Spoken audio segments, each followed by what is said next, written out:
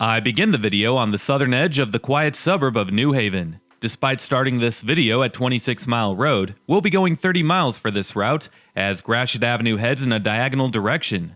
The mile roads are marked based off of their due north distance from Campus Martius in downtown Detroit, so if you were to head a dozen or so miles west on 26 Mile from New Haven, you would be exactly 26 miles north of Campus Martius in downtown.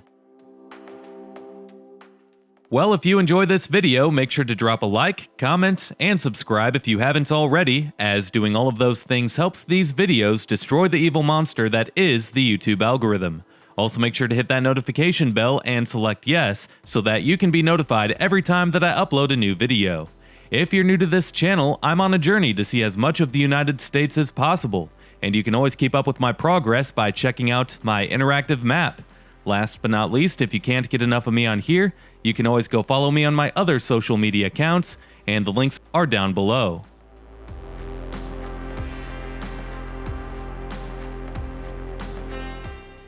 This is Chesterfield Township, which is a nice and affordable middle-class suburb to live in. A few downsides are that you might get bored pretty quick here, as it's far away from a lot of the rest of Metro Detroit. It's also a 45-minute drive to get to the Detroit Metro Airport if that matters to you. Sometimes, boring can be good though, especially when you're trying to settle down in life and you're done partying like a Mountain Dew drinking Hilljack every Friday night. It's the place that you move to when you're ready to stop going out every weekend, and all you want to do is invite people over and play poker in your basement.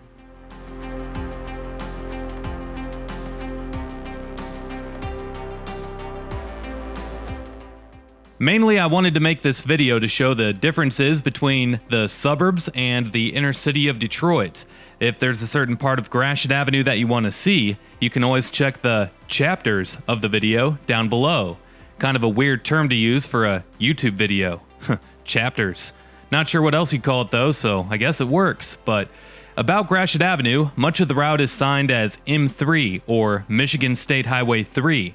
Nobody calls it that though, but it's one of Detroit's main 5 avenues or spoke streets that all lead towards Campus Martius in downtown. That's how Augustus Woodward wanted things when he was planning the city of Detroit after a fire burned the original city back in 1805. It leaves us with a pretty cool and unique street layout for not only Detroit, but Metro Detroit. Gratiot Avenue actually stretches all the way out to Port Huron further to the northeast.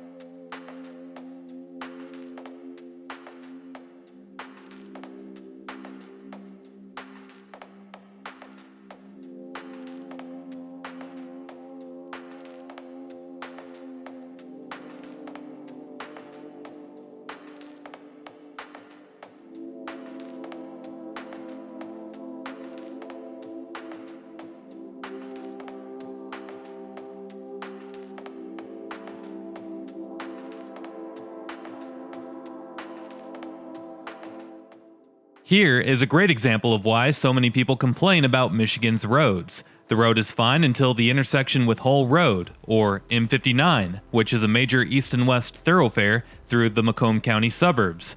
At the intersection, you can see all the patchwork from the potholes over the years that have formed in the concrete, and anytime that the weather is favorable, those potholes come right back up. Here's the thing, everybody thinks that their state or their area has the worst roads or the worst drivers, whatever the case may be.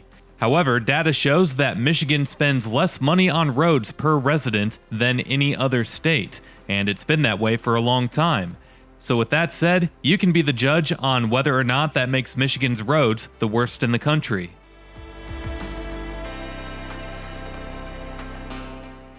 This is Clinton Township, but up ahead we're about to enter Mount Clemens, which is the county seat of Macomb County, and it's surrounded on all sides by Clinton Township, which means that we have to go through Clinton Township again, so I'll talk about it more after we exit Mount Clemens.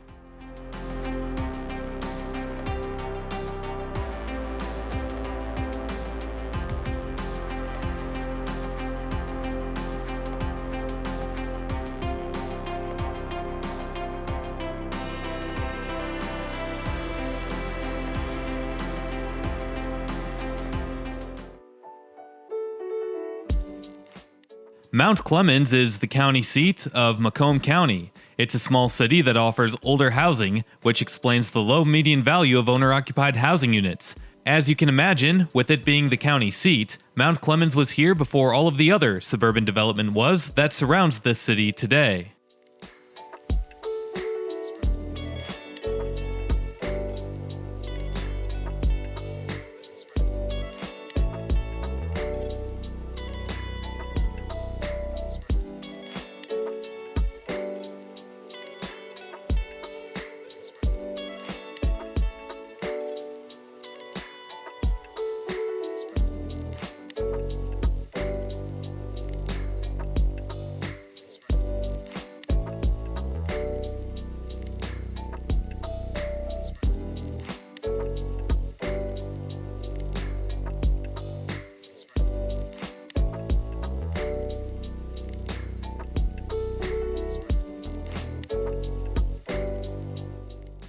And you can see all of the Macomb County government buildings here, a county that has nearly 900,000 people.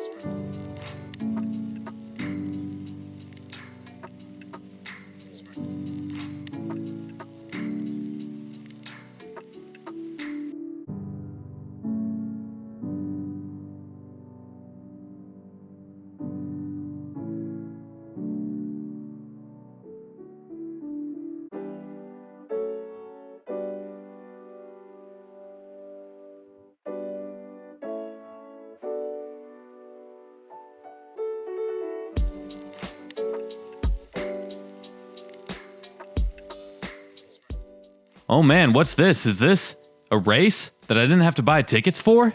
Heck yeah, man.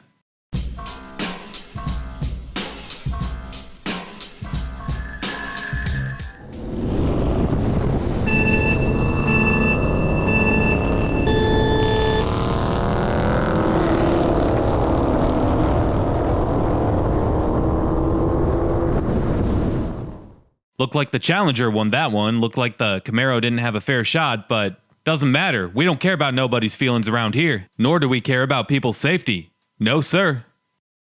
And it looks like the next guy here was late to the party. Better late than never, I guess.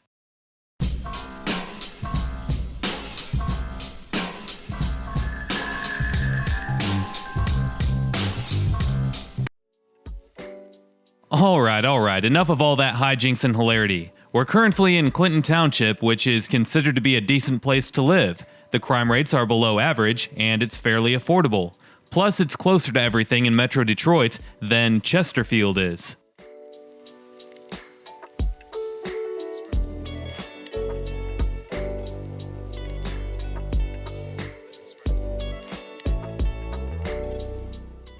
So what's funny about when people drive like that is that they're going to have to slam on the brakes and they're going to hit every red light because these main thoroughfares in Metro Detroit, such as Gratiot Avenue, have the traffic lights synced up in a way where you don't have to hit a red light very often, and sometimes you don't ever hit one at all. You hit waves of green lights, and that's designed for the speed limit. So when you drive twice the speed limit, then you're going to hit red lights every time. Not sure if they know that, but, I don't know. Maybe they do. Who knows, man?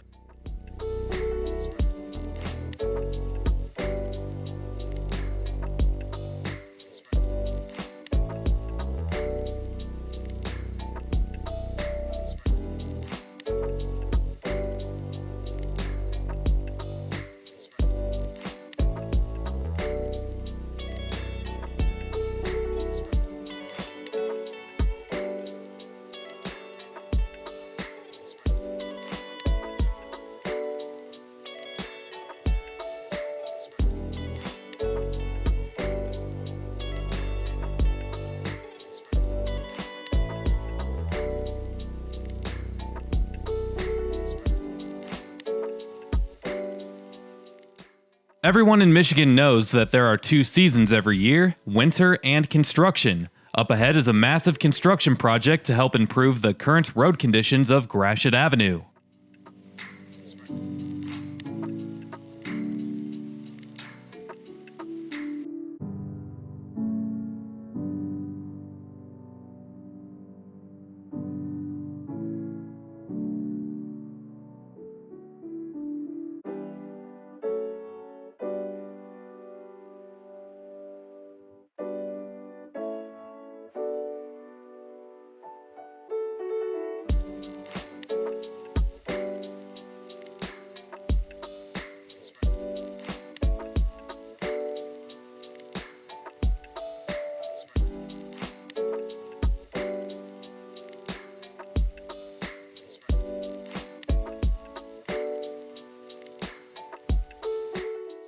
We are now in Roseville, which is a smaller blue-collar suburb. Most would consider it to be an inner-ring suburb. With those low median household income numbers and low home value numbers, you would think that Roseville would see a lot of crime.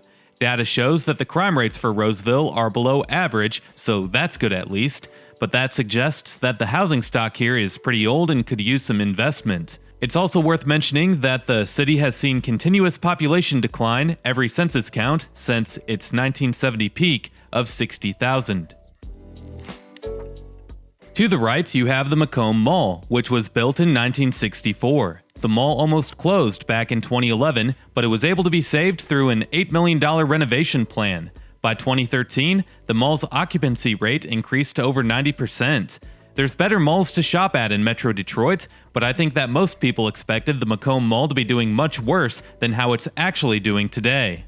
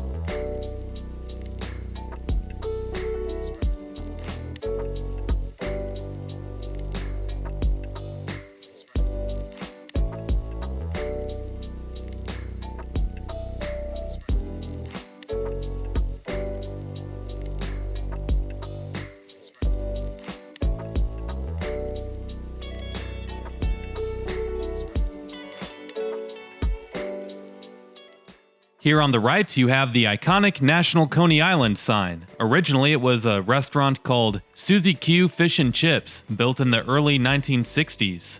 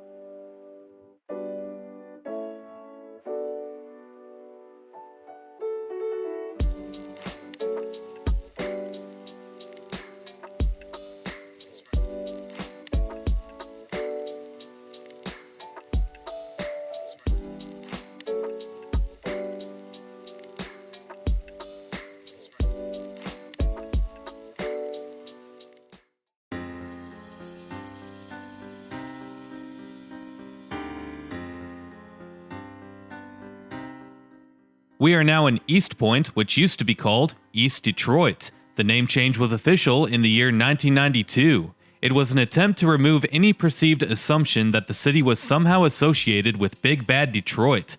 Nobody wanted the image that Detroit had in the 80s and 90s. That's silly though, because Eastpointe is still East Detroit in many of the same ways. The public school system was still named the East Detroit Public Schools all the way through 2017.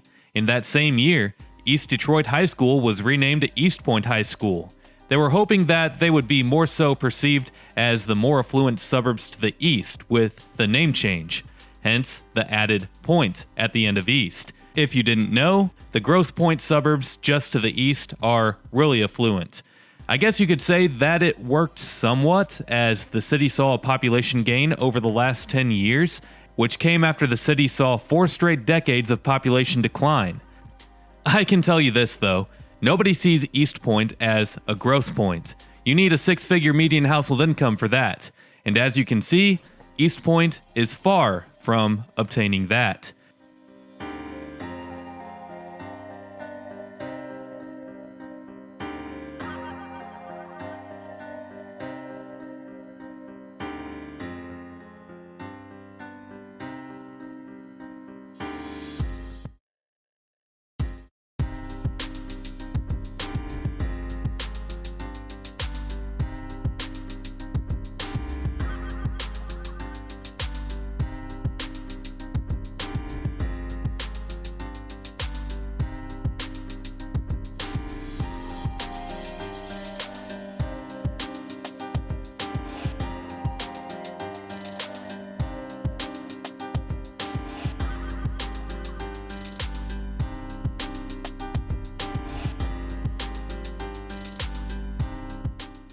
And this is 8 Mile Road, so once we cross it, we will be in the Detroit city limits, and everything will look a lot different.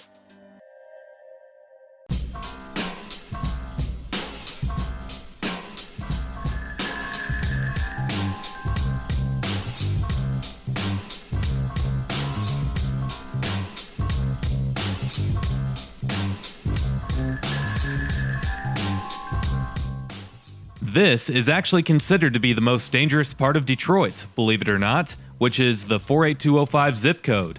Along Gratiot Avenue, it stretches from 8 Mile all the way to just north of Outer Drive. It's unfortunate how the city sees so much gang violence, and a lot of it happens right here. There's a countless amount of news articles where journalists interview shop owners along this stretch of Gratiot and how they fear for their lives during the summer months due to the amount of robberies in the area. It's sad, but it's a reality. Most of us know that Detroit for a long time was known as the most dangerous large city in the United States. Over the last several years, that title has been given to St. Louis, Missouri. Baltimore has been ranked above Detroit recently as well. But these days, you can say that Detroit, St. Louis, Baltimore, and Memphis are all equally the most dangerous cities in this country.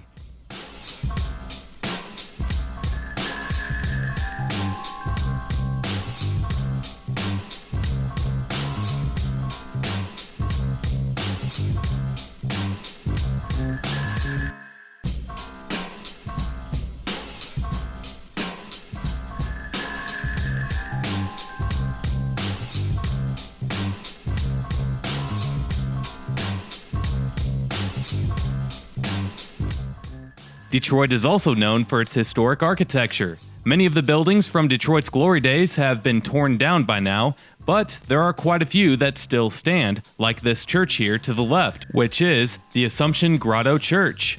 And this one was built in 1930.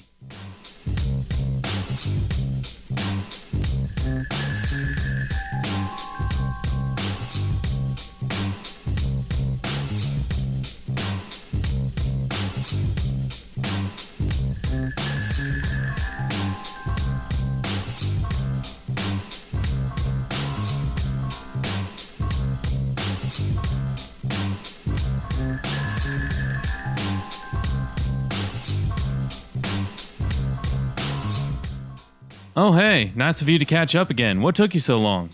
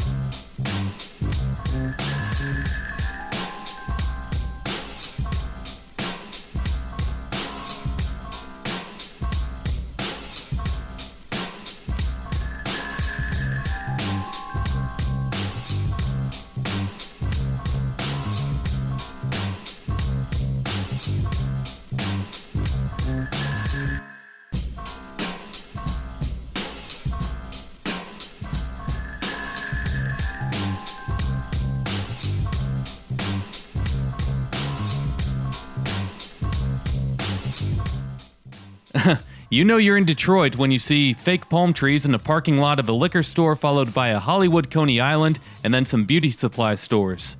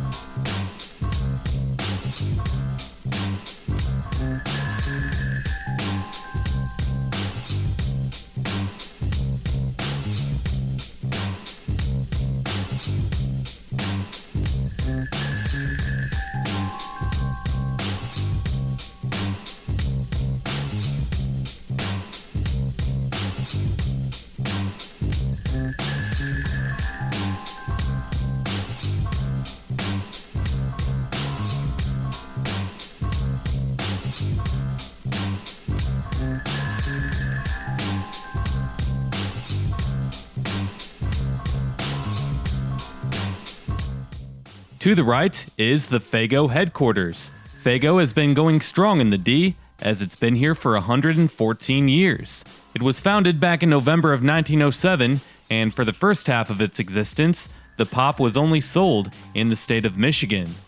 You can find out more about these areas of Detroit by checking out the videos in my Detroit series playlist, where I go through sections of the city and give you a more in-depth narration.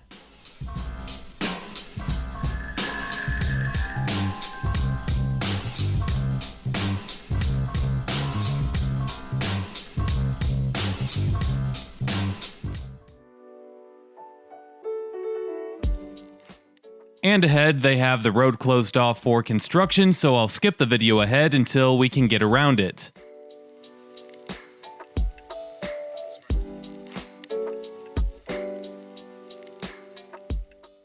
To the right is the Eastern Market area, and we're just outside of downtown.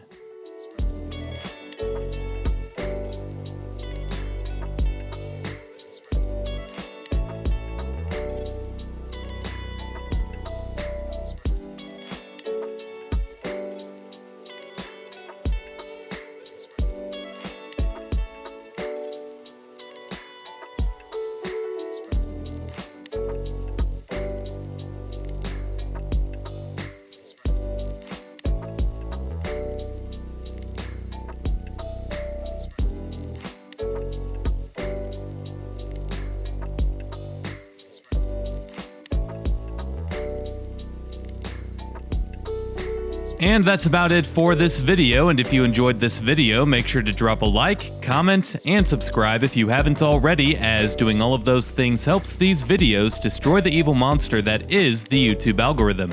Also make sure to hit that notification bell and select yes, so that you can be notified every time that I upload a new video. If you enjoyed this video, then you might enjoy checking out some of the featured playlists on this channel. Videos with amazing insights on other places like what you saw here can be found in my Detroit Suburbs playlist, my Detroit playlist, my Detroit Spoke Streets playlist, or in my Michigan playlist. Last but not least, if you can't get enough of me on here, you can always go follow me on my other social media accounts, and those links are below. We'll see you next time. Peace!